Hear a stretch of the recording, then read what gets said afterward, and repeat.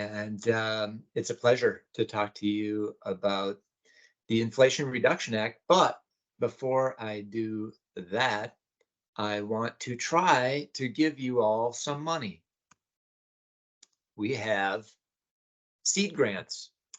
My organization that I'm a part of, the Clean Energy Resource Teams, distributes seed grants to all sorts of organizations, including cities. I think the last time we did this, we gave out, around 10 seed grants to local governments across the state. You can see all those little circles uh, are entities that have received our seed grants in the past.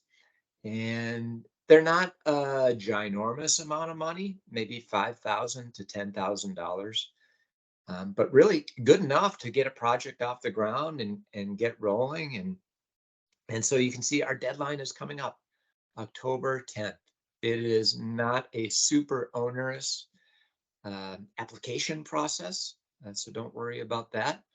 But if you got something in mind, please take a look at the seed grant application and information, which can all be found on our website. So that's my seed grant pitch. And now I want to talk about the Inflation Reduction Act and a new aspect of the IRA that we are rolling out called the Ambassador Program. And this is my pitch to you to become an IRA ambassador.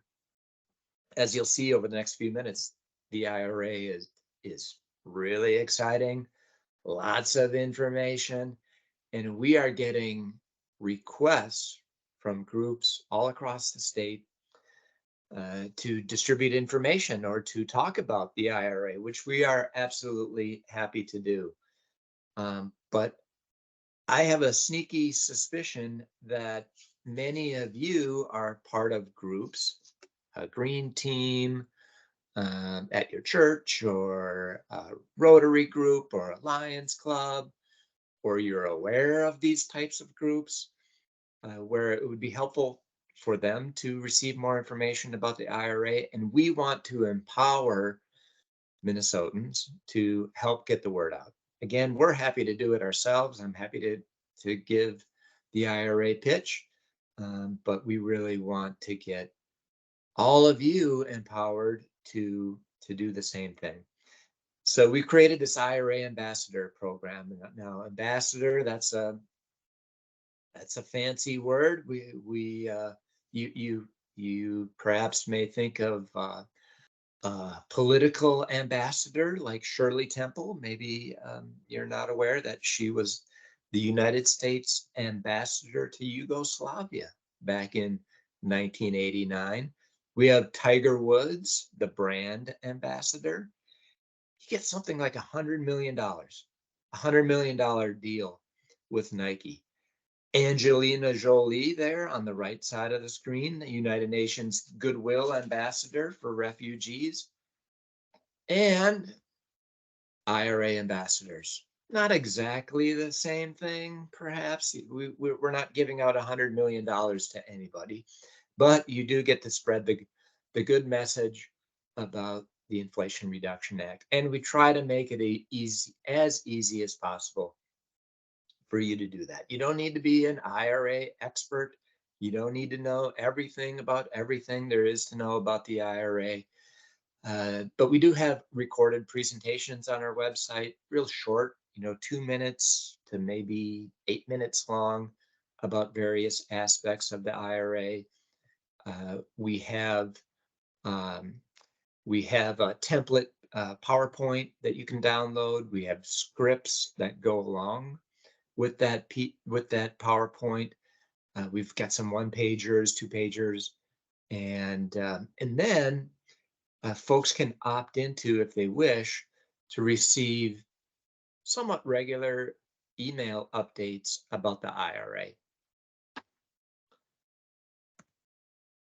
So since we rolled this out a few months ago, I'll tell you, I haven't done a lot of things that have gone viral. this may be one of them.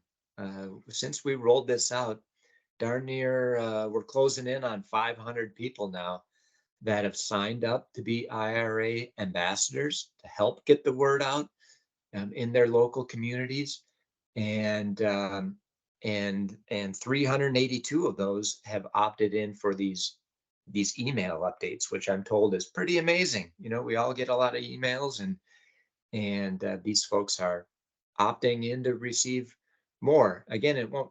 We're not going to flood your email inbox. I just want an update or so every couple of weeks or so.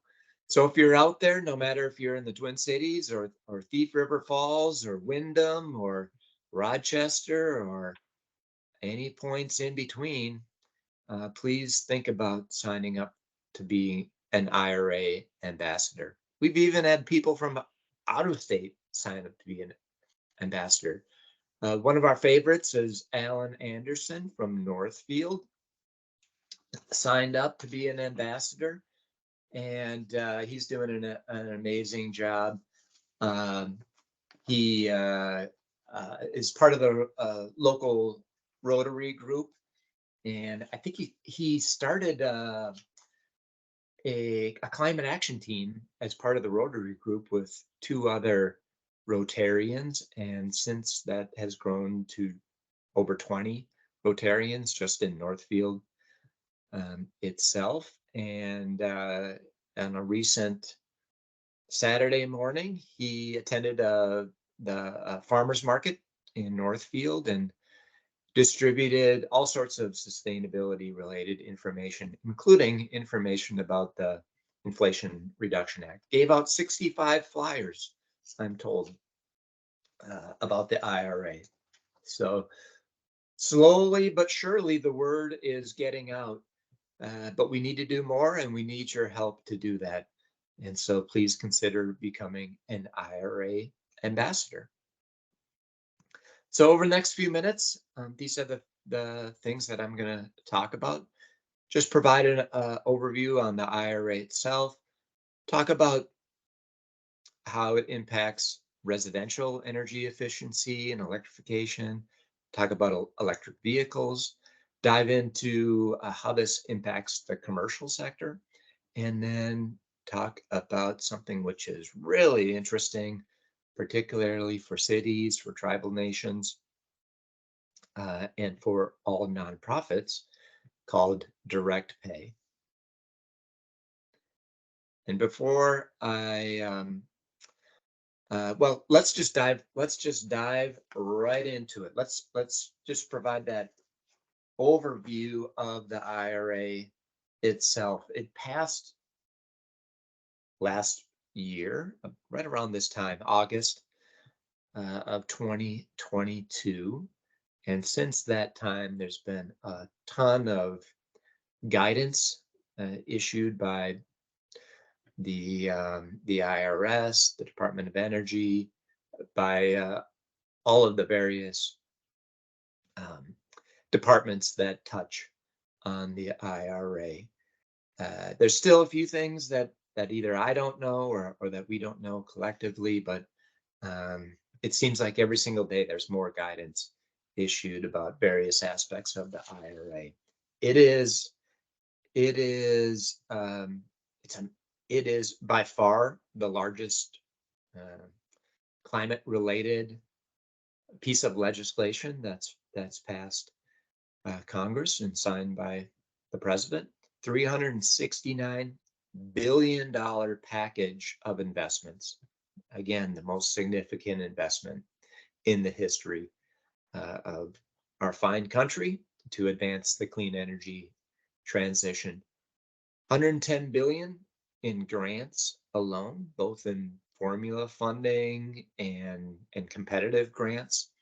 24 different tax provisions, 24 different tax provisions that aim to accelerate the deployment of clean energy, clean vehicles, clean buildings, clean manufacturing, and more. And by golly, I want those grants and those tax benefits to come to Minnesotans, and I know you do as well.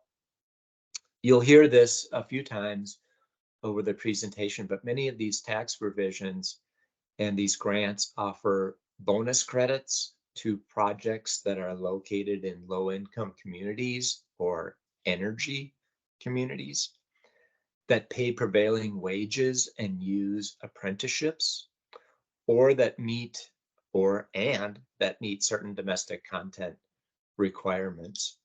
This is interesting that there's a group out there called the American Clean Energy Association, and they project that it will result in the deployment of 550 gigawatts of clean energy generation in the next decade. 550 gigawatts. This will come from solar, wind, geothermal, combined heat and power, hydrogen fuel cells, and more. Super exciting. So let's focus on the residential opportunities for the Inflation Reduction Act. First of all, diving into a tax credit. And this is the energy efficient home improvement credit. Who is eligible? Anybody with a tax appetite.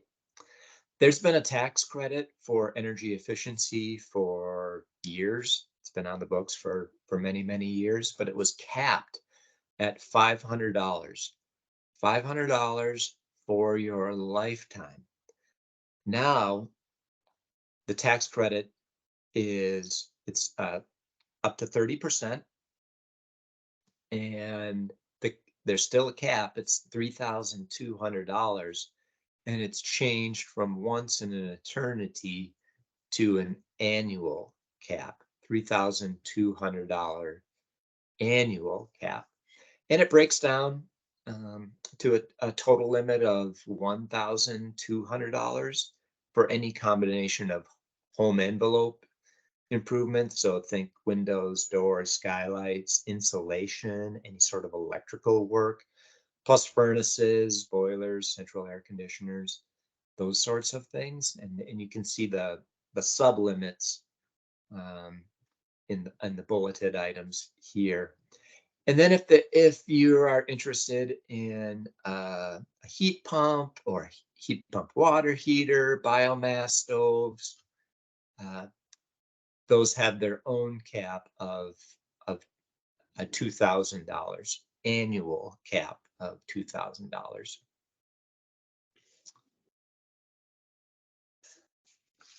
All right. So let's talk about just one example, air source heat pumps. You're likely familiar with what air source heat pumps are all about. Transferring heat instead of creating it. Really much more energy efficient. Heating in the winter, cooling in the summer. The tax credit can pay for up to 30% of an air source heat pump, up to $2,000 maximum. And I will tell you, the stars are aligned for ASHP's air source heat pumps. Not only is there this federal tax credit, but you may be able to also qualify for a federal rebate. And there's a new state rebate for air source heat pumps, which is really exciting. That's brand new this year. And you may be able to qualify for a utility rebate as well. The intent here is for all of these rebates, these tax credits, to be stackable. So qualifying for federal tax credits and rebates, utility rebates, if there's a state rebate, qualifying for that as well, and making them all work together. And I would back up a second by saying the Inflation Reduction Act in general is really all about electrification. It's a shift away from fossil fuels, how to get more efficient heating, get more efficient cooling, really a big drive towards electrification. So a little bit more, well, a shift to the residential rebate programs. The Inflation Reduction Act funds to the tune of close to $9 billion to major residential rebate programs. And you'll see in the on this slide and on the slides ahead if they are available now or if they're on the way. So you'll see the tax credits, this energy efficient home improvement credit, available right now. So save your receipts. If you're doing any of these items, you can take advantage of that tax credit when you're filing your taxes. Rebates, as you can see here, coming soon. Hopefully coming soon. We expect these rebates to be rolled out in 2024. Probably more towards the tail end of 2024 than the beginning. The feds are providing the funds, but each state is coming up with their own rebate program. And so the state of Minnesota is working hard right now on putting that together. So these two rebate programs, one is the homes rebate program. Everyone qualifies for the home, these homes rebates. Although, as you'll see, there's additional funding available for low and moderate income folks. And then the high efficiency electrical home rebate program. This one is designed for low and moderate income residents. So the Peter, homes, yeah. would it be okay if I interject with a couple questions from our chat? Fire away. All right. Although I may answer these questions in the minutes ahead, but yeah, go ahead. Okay. So just you mentioned on this last slide, the ones that were coming soon. It sounds like 20 projects completed in 2023 wouldn't be eligible for those rebates. That's correct. Okay. Yep. And then for the air source heat pump rebates and credits, are those directed towards developers or current owners? Are they directed towards developers or current owners? Not sure I fully understand the question. That it would be directed towards any residential homeowner who purchases one of those items, an air source heat pump or air source water heater. Again, now those are available now. Sure, because tax credits, so that would be the owner that would be filing taxes. Correct. Yep. So, yeah. Hopefully that answers the question. That's a good one. Yeah. So a little bit about these two rebate programs. The first one I'll dive into here is the homes rebates. Again, any homeowner or multifamily building owners can tap into this. And it's an interesting one. The rebates are based on modeled or measured energy savings. So hopefully, I'll say a great first step, and this is what we recommend, CERTs, Clean Energy Resource Teams, we recommend as a great first step for any sort of project is getting a home energy audit. And there's a rebate up to $150 for a home energy audit, which is awesome. Excel has a great team of folks that comes out and does these home energy audits. So this one's an interesting one. So it's based on either modeled or measured energy savings, as I mentioned. So modeled, you've got that home energy audit completed. you're working with a contractor who uses modeling software that says, if you do X, Y, and Z, you'll save 20% energy savings. If that's the case, that's a $2,000 rebate for you. If it's 35% or more, that's a $4,000 rebate.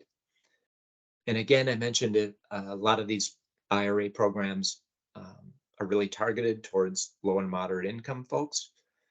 In this case, those dollar amounts are doubled for LMI households, low and moderate income households. That's the modeled approach. If it's a measured approach, that you measure your energy usage before you do the improvements and then measure it afterwards.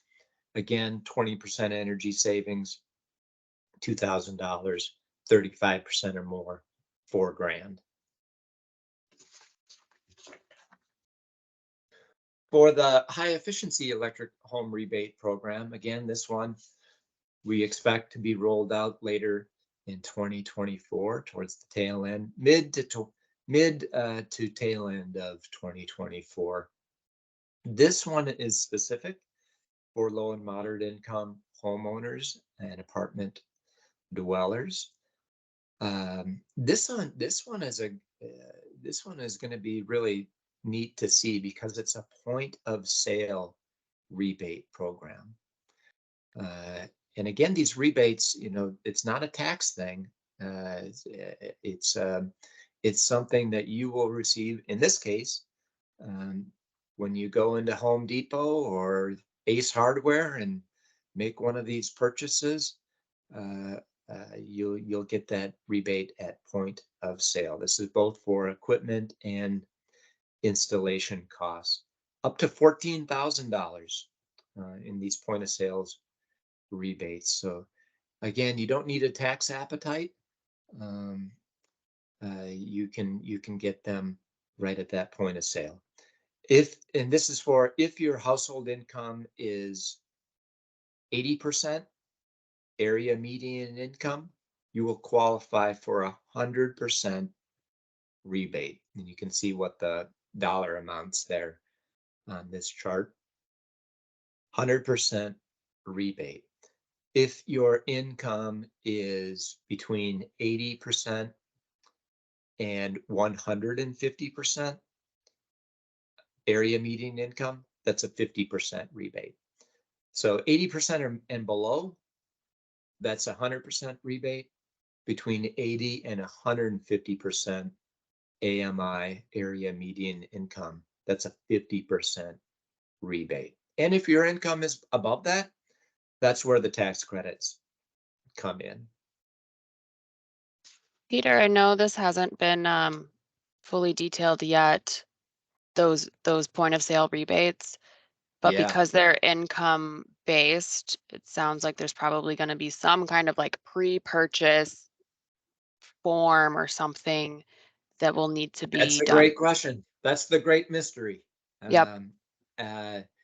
How is Home Depot going to know what your income is when you walk in the door?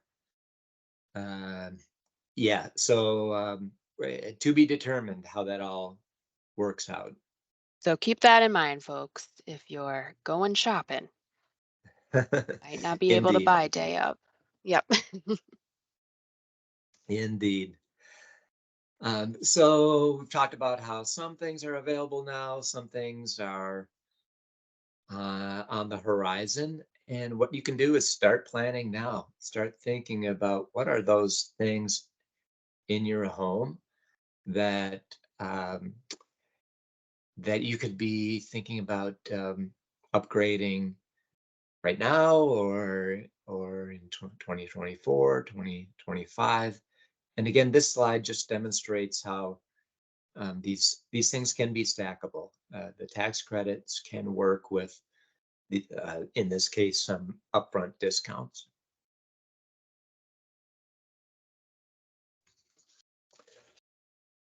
All right. There's another tax credit that received a significant boost thanks to the IRA, and again, available right now. So the residential clean energy tax credit. So you're thinking about a solar project. This tax credit was, again, it's been on the books for a while. Last year it was 26%. It was going down to 22% and then was on its way down to 10%. The IRA changed that. They boosted it up to 30%. And they said, so 30% for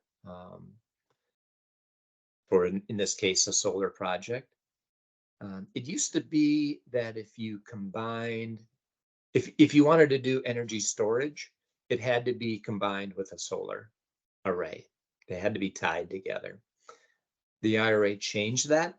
It says standalone storage also qualifies for this 30% tax credit, which is really great. It's a really nice boost for energy storage. And I think what I'm told is, I just read this the other day, that roughly 10% or so of solar projects now have energy storage connected to them. And just energy storage in general is growing in popularity significantly.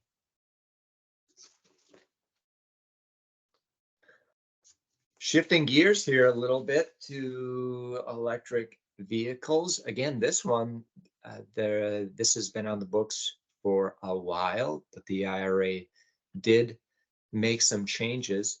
$7,000 to $7,500 tax credit for a new vehicle. The IRA put in place some income qualifications and some various conditions for taking advantage of this tax credit. You can see what those income limits are on the screen. $150,000 if you're filing as a single taxpayer, $300,000 if you're filing jointly, and then some various conditions, and including the cost of the vehicle itself. So $80,000 or less if it's an SUV, a pickup truck, a van, $55,000 or less for other vehicles. The IRA did put in place a new tax credit for used vehicles, $4,000 tax credit. And again, these are point of sale tax credits. So you're going into the dealer, you want to purchase an EV, and you can get that point of sale, whether it's a new or a used electric vehicle, which is exciting. So let's go over a case study. You may know this family. They may look familiar to you, the Adams family. We're going to say that they live in Babbitt, up on the range there, and a lovely family of four. Well, I put a family of five. A lovely family of four, and they own a 1,300 square foot 3-bedroom home built in the mid 60s. It's currently being heated with propane. And the Adams family, they have an annual household income of $55,000, and that is below the area median income for Babbitt, which is $93,000. And so the Adams family, they qualify for an upfront discounts of 100% for their electrification costs, 100% up to the max of $14,000. So for the Adams family, they're planning ahead. Maybe I should change this. I should change this from 2023 to 2024. They're planning ahead. They've got that propane range. They want to get an electric range. That's going to set them back $749 but 100% coverage by this case the HERA rebates. So for them, that's pretty sweet deal. Um, Zero out-of-pocket expense for the Adams family. All the way down to in a few years, 2024, they're going to ditch their gas car and they're going to buy, we'll say, a used car, a 7-year-old Nissan Leaf at $14,000, and they can get that point of sale tax credit of $4,000. How about another case study? The Brady family, wonderful family. We're going to say that they live in Worthington, down in the southeast. 1,600 square foot, 4-bedroom home built in the early 1970s, heated with natural gas, and their household income is a little bit more than the Adams family. It's $115,000. That's still just shy of the 150% area median income for Worthington. And so they qualify for 50% rebate, 50% of their electrification costs. Again, up to that maximum of $1,400 or $14,000.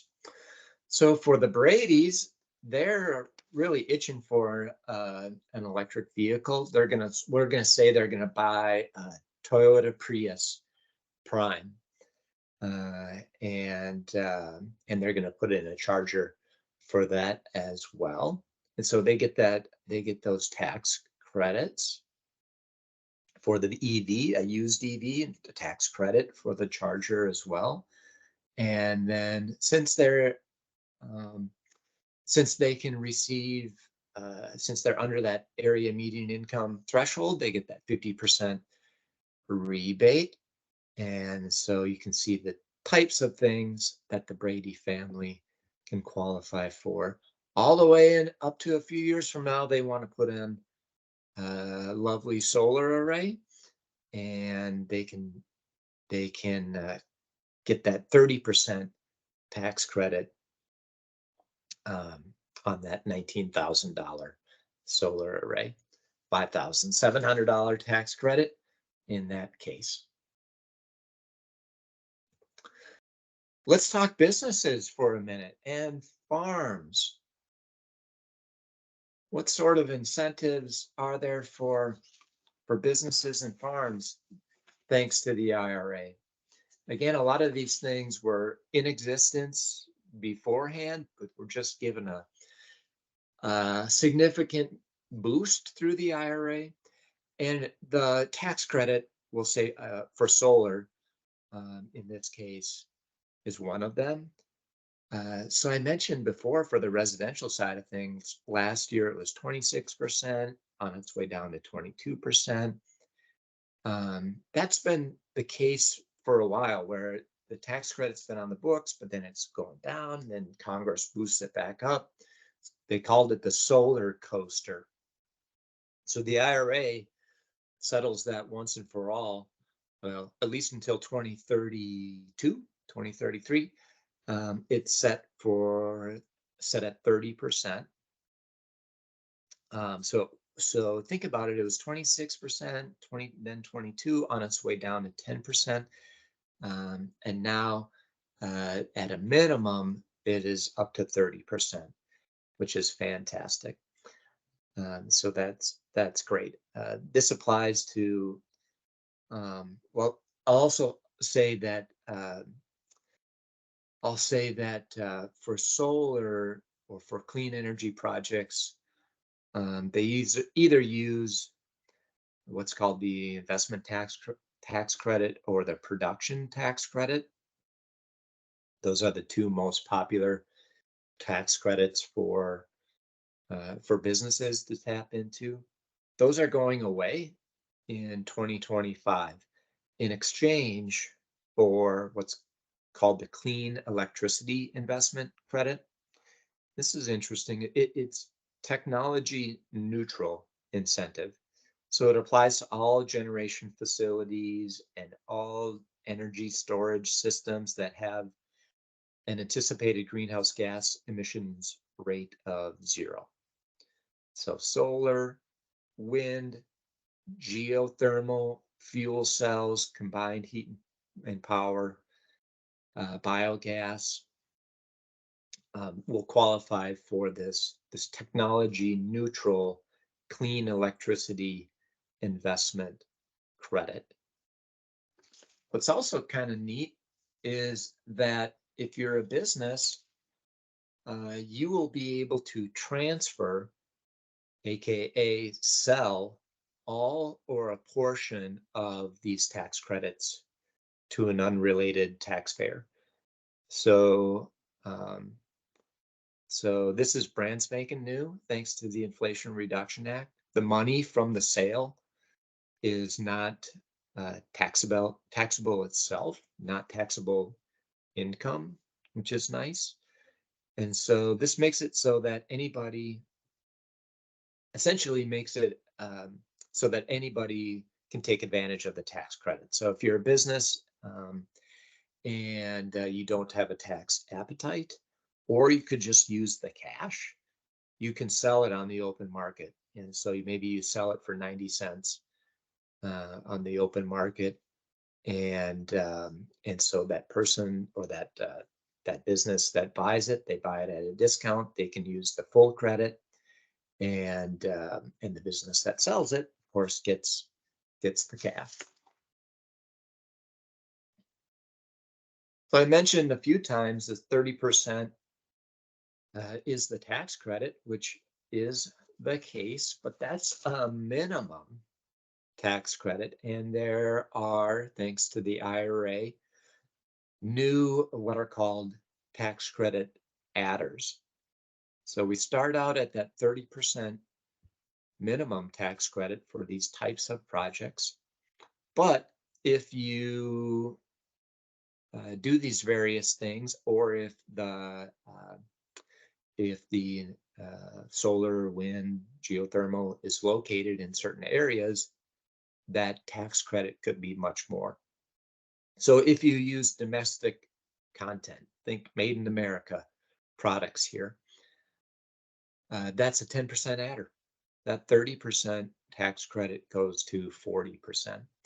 If it is in a so-called energy community, and that could be a place where there's a coal-fired power plant that's closing down, or in a city with high fossil fuel employment, or the project is located in on a brownfield site, that's another 10% adder.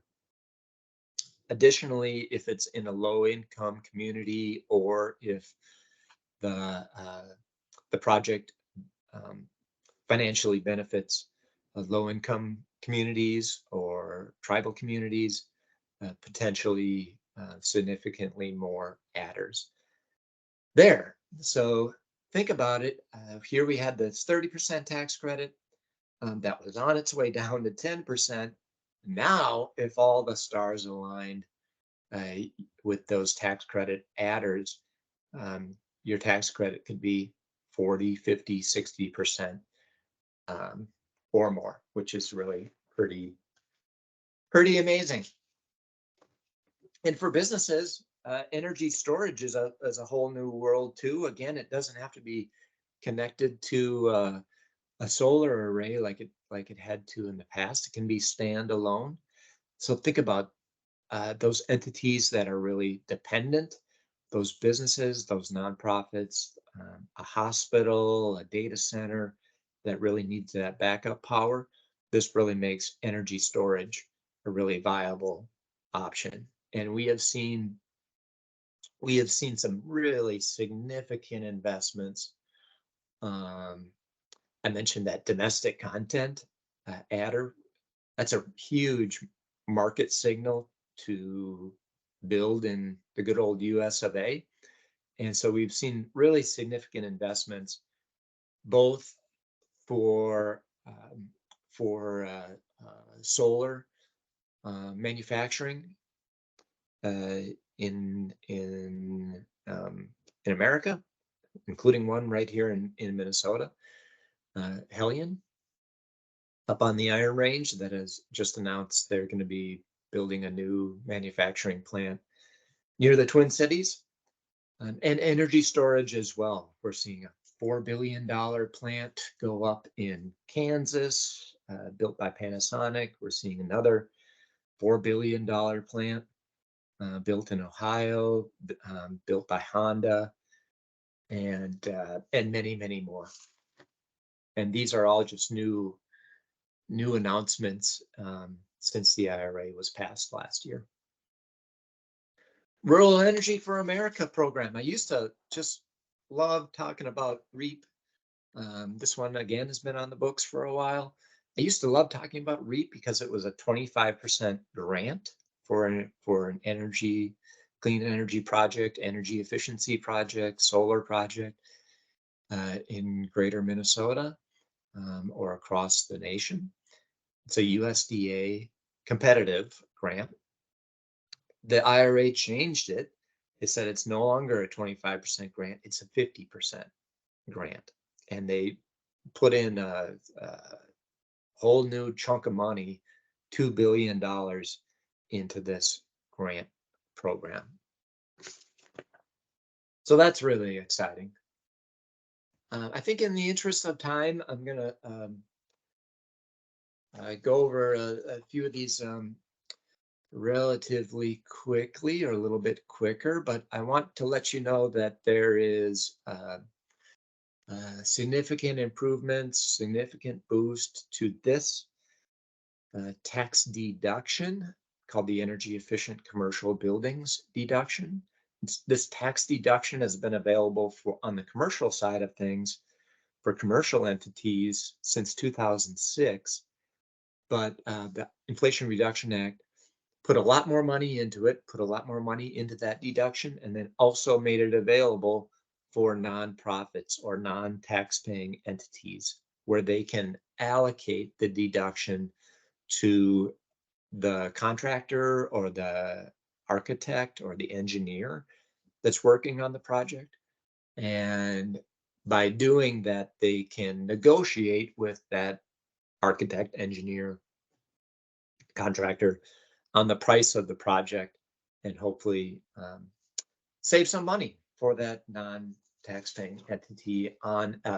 This is really designed for new construction or significant renovations.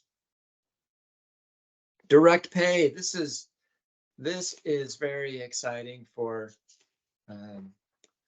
non-tax-paying entities. So the challenge, of course, for years and years that these tax credits have been on the books is that cities, for example, tribal nations, don't pay taxes.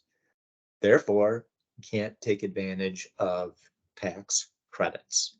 The IRA recognizes this, and it has put in place something called direct pay. It's also called elective pay. You will see both, or may see both. They are the exact same thing. Direct pay or elective pay for eligible technology, solar energy, storage, geothermal, combined heat and power, and EVs as well. So it works really like the tax credit for both. So say a solar project. You got Leslie Knope there, the Parks and Rec director for Pawnee, Indiana. She wants to do a solar project. Now can tap into, again, minimum 30% direct payment from Uncle Sam to help pay for that solar project. And if it's an EV vehicle, the same sort of thing as what a business or a resident can tap into, $7,500 for a typical sedan. it's more if $40,000 direct payment for vehicles that are like uh, uh, over 14,000 pounds. That's how they define it. So think your utility bucket truck or even a fire truck that are EVs, $40,000 limit for cities or for non-tax paying entities. That's really exciting. So there's a lot of questions about how cities can tap into this.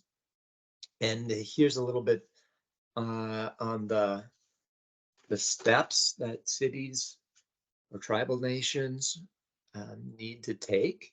So first off, you need to identify what your project is. Is it a that qualifies for this? Is it a geothermal project, a fleet vehicle, a solar array?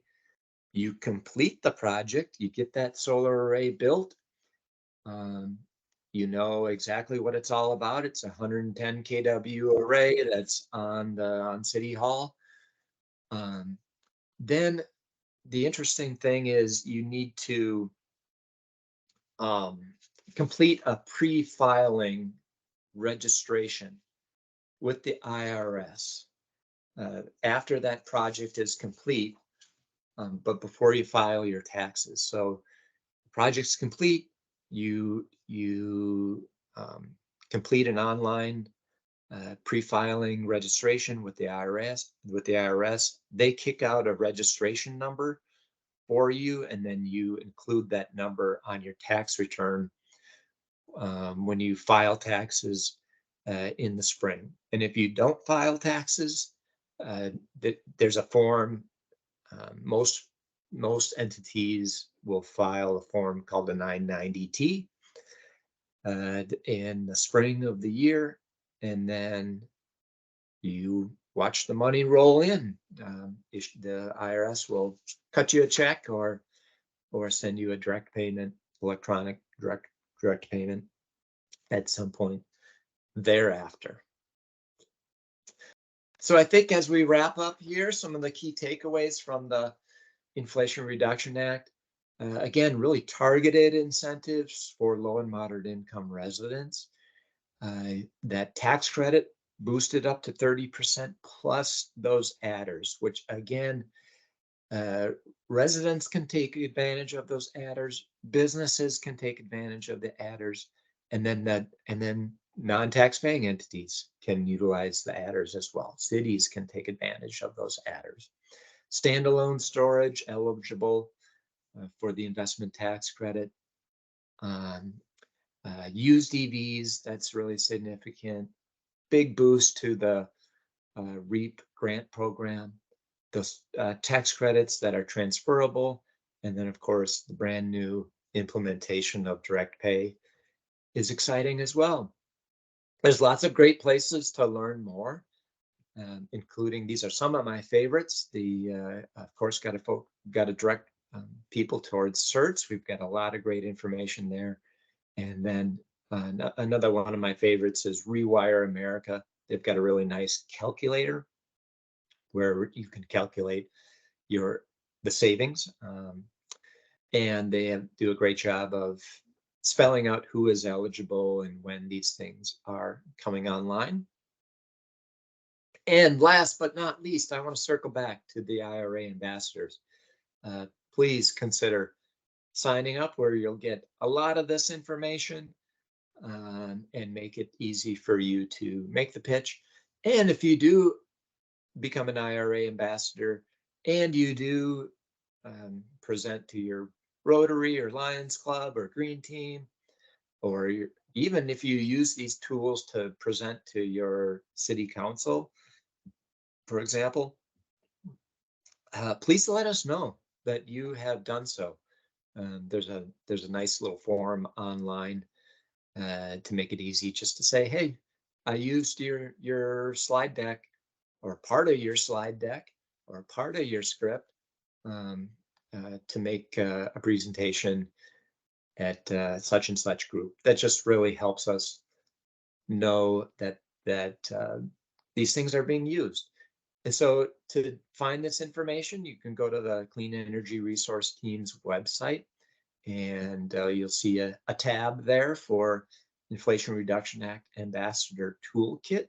Just fill out some basic information and you are on your way.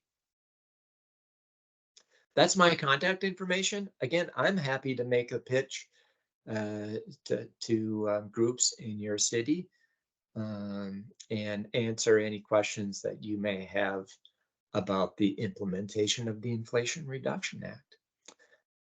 That's what I got. I think we're probably coming towards the tail end here, but happy to answer any questions here in the remaining minutes. I will stop sharing my screen so that I can see all of you. Thank you, Peter. Okay, we do have a few more questions, some of which I think got answered later in your presentation. So folks, if you put in a question and I skip it, maybe if you still have a question on it, let me know. And if we don't get to everybody's questions, put your email address in the chat and I'll get back to you. So yes, stackable. I mean, it's a thing. So we could stack things, for example, like an energy audit, you know, the rebate that you mentioned with your utility program for things like the home energy squad visits. Yes, stack away. I like this question. Bridget's been using Rewiring America's calculator. Just put that link in the Great. chat too. Is that the best tool that can be used for figuring out the area median income, or how? And just to clarify, I am talking specifically to Burnsville residents, so I want to make it like really easy for them to know. Yes, for the area median income. Yes, there's a map online, which maybe I will be able to find here in a minute, that identifies what the area median income is across the nation. And let me see if yeah, here it is right here. I'm going to put that in the chat. Perfect. We'll get that link shared too, the follow-up. But yeah, I do love that Rewiring America calculator too. It just gives you enough information to know where to kind of start and look next. Exactly. Do the commercial solar incentives apply to nonprofits, or should you only look towards that direct pay option? Direct pay. Yep. Yep, that's the route for any non-tax paying entity. Because hopefully that And I answers really mean your any. I mean, questions. it's like churches, the food shelf, the Red Cross, any non-tax paying entity. Ooh, great question. Can you use the IRA electric vehicle incentive for other types of motorized electric things like lawnmowers?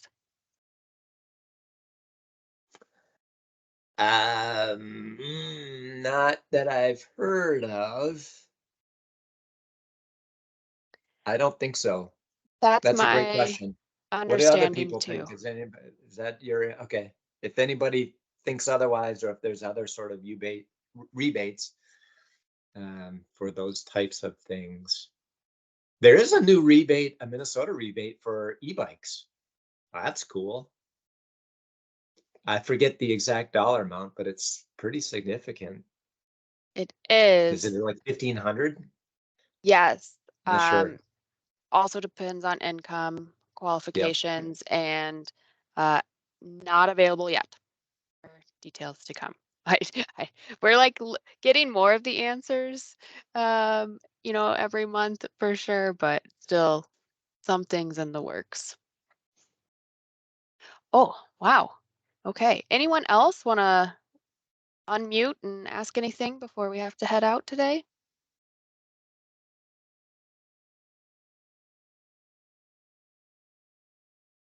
I kind of had a question, like how to target. This is like a existential question, probably, but like I'm trying to talk to like my residents, my businesses, my nonprofit, my faith communities. Have you seen anybody that has some best practices to share that I could utilize? I work for the city, so this is my job, which is helpful, right? Not. I know there's some volunteers too that are going out in the community, but where have you seen the best success?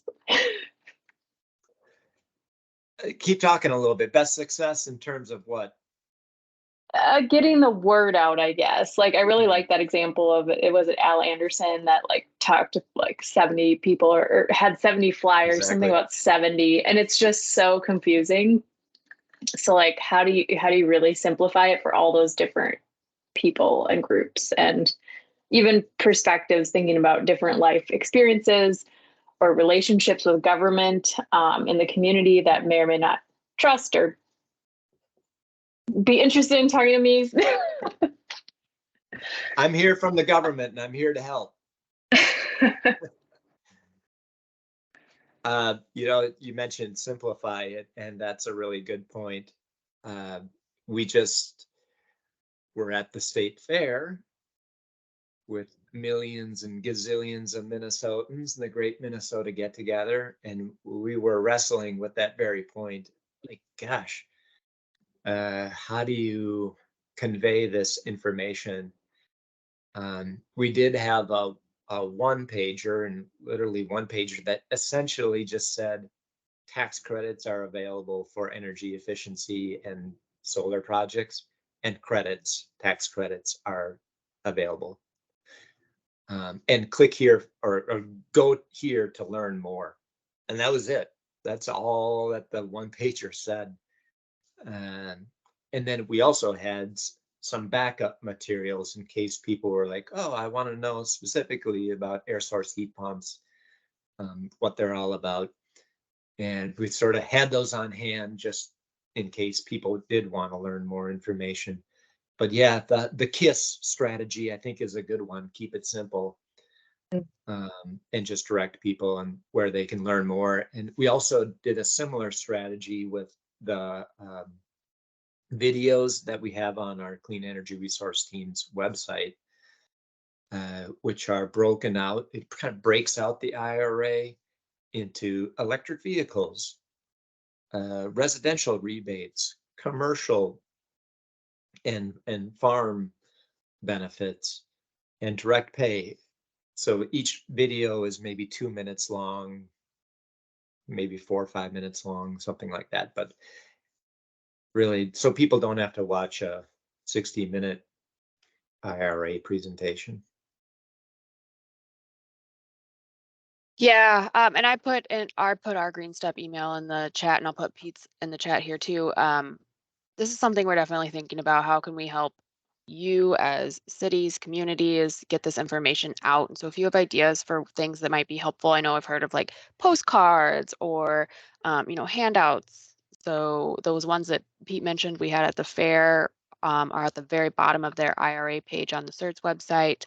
And yeah, ideas that you have, we want to be helping you get the word out. We know this is complicated. Sorry, no one asked us our opinions. And certainly signing up to be an ambassador and getting those updates. We will be telling those stories where you learn about, oh yeah, okay, Alan in Northfield at the farmer's market. Oh, well, let's add that to the best practice, just showing up at these various locations. Thank you everyone for joining today. We'll follow up again with the recording slides, links, all that information so you have it at your fingertips. Thank you, Peter, for sharing your time with us and your expertise and knowledge about this very complicated stuff. And we are definitely over time, so have a good day, everyone. Thank you for all that you do for cities and residents. Thanks so much.